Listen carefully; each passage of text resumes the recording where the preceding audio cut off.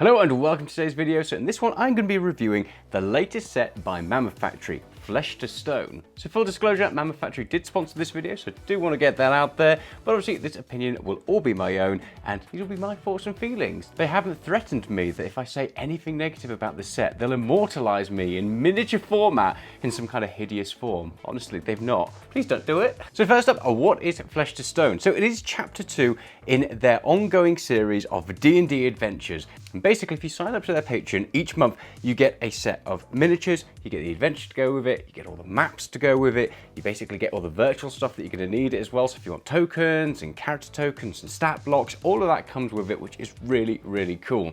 Even if you don't have a 3D printer, you get all the stuff you need to be able to play one of the adventures. And you can either do it as a standalone adventure or part of an ongoing campaign.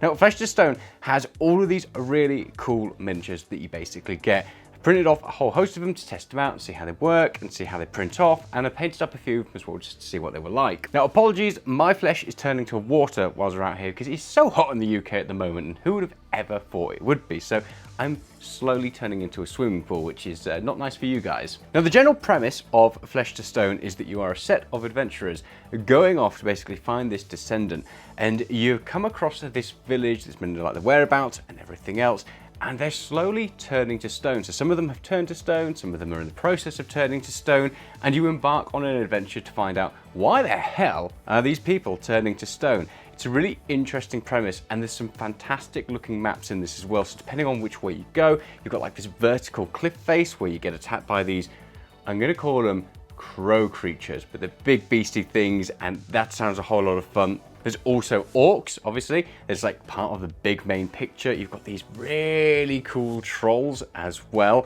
So it's a whole lot of interesting stuff going on, a really interesting story as well. So again, if you are really driven in terms of story and being able to do things that aren't just combat based when it comes to D&D, this adventure promises a lot of that. If you're into combat as well, it also offers a lot of that, but you can avoid it, and there's a lot of kind of stealthy areas. It's really, really fun. So first up, what do you get with this pack? Well, you get this mountain titan, which looks pretty cool. You get these livervores, these like crow vulture creatures. You get the set of mountain ogres, which look awesome. I'm a sucker for like trolls and ogres, so I definitely wanted to print those out. You get a bunch of little humans as well, which basically can act as your adventurers. You also get some orcs that go with it, and like an orc boss. There's this stone cavern haunter thing, which is like this golem-y thing with loads of arms coming out of it, which looks really cool.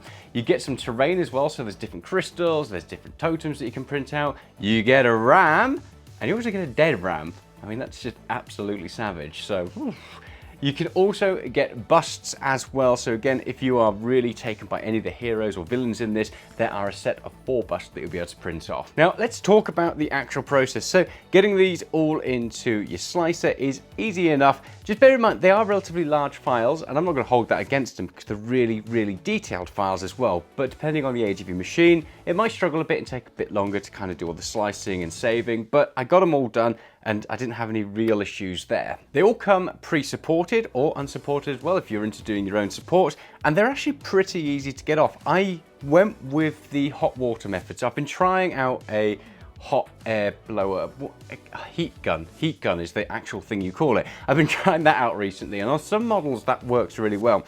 On these, not so much, because the supports are quite fiddly, and these are smaller little models. They've got a lot more fiddly bits on there. They've got some small bits like this lady here, she's got these knives. If you're not careful, they're going to snap right off. So I used the hot water method, basically dunked them in it, and went in with a scalpel as well, just to kind of cut around bits that I needed to. They're a little bit more fiddly.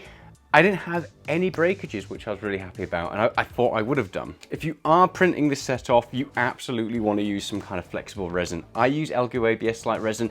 I find it really, really good for these sort of models. I don't get too many breakages, but if you're using a standard resin, honestly, I think a lot of these, especially these like little fiddly weapons, are going to break, so just bear that in mind. You want to get the right resin for using these, otherwise you're going to have so much heartbreak, especially if you knock one over. Once they were printed, I cured them and then primed them, and again I did my standard Zenithal prime, and that's where all those details really start to come out. With this sort of size model, I'm always, every single time, even though I know that they're not bad, I'm always disappointed before I prime them because they're smaller and they're harder to see when they're just that sort of like plasticky resin.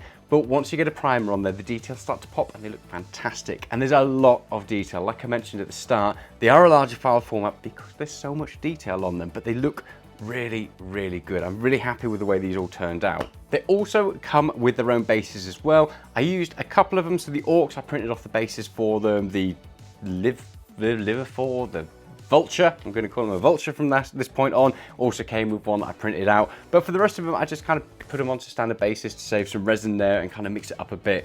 Now, I was really taken by these ogres. I like the look of them. So I hit them with my airbrush and did this sort of like blue transition and everything. Threw over a purple oil wash as well to try and get into those cracks. And because they're meant to be turning into stone, these Orcs, they're meant to be like have these stony bits. I went back in with like a pale dry brush and kind of hit some of the top bits just to give it a slightly stony effect, and then obviously put them onto a stony base. And yeah, I like the way they turned out. The paint job's not the best by a long shot, but actually to get them onto a table to be able to play the adventure, I think they look pretty good. And same with the Orcs as well. I went really simple. I just did like a Malignant Green, some Crusader Brown from Speed Paints, and then literally again threw a wash over them and then a pale dry brush and called it there. Even though these Orcs are really, really small, they're actually not too hard to paint. They look really detailed, and at a glance they look fantastic, but actually getting in there, the stuff stands out well enough, if that makes sense. So there's enough definition between, like, the Orc's got these straps across his front. Sorry about hitting that microphone. So the Orc has these like straps that go across the front, and I thought they'd be really hard to hit, but actually they were surprisingly easy to paint up. So even though they are smaller and there's a lot of detail in there, it only took me like a couple of minutes each to get each layer of color down on these. So yeah, they're really easy to paint up.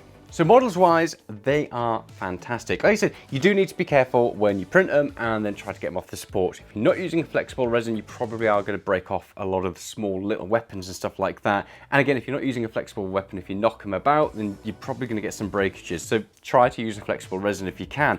Apart from that though, they actually came off really well. The supports are surprisingly good on these as well. They all come off very nicely, and I had a blast getting them all printed off and starting to paint some of these up as well. And I'm really excited to play the adventure. So once again, another really good set from Mammoth Factory. If you haven't checked them out already, head on over to their Patreon where you can sign up, you get the monthly adventure, and you get all the bits and bobs to go with it. It's definitely worthwhile checking out. If you're already signed up as well, hopefully this will help you when it comes to the actual printing things and some of the pitfalls just to avoid there.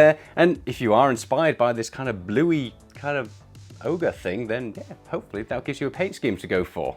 As always, I hope you've enjoyed this video. I've melted. I have probably lost a couple of stone whilst filming this. It is so hot. Hit that like and subscribe button and come along for some more 3D printing and painting content. If you haven't already, head on over to my Discord where we chat all things hobby. If you haven't already, head on over to my Patreon where you can support me in buying water. I'm going to need so much water after this video. In the meantime, stay safe. And I will see you soon. Bye.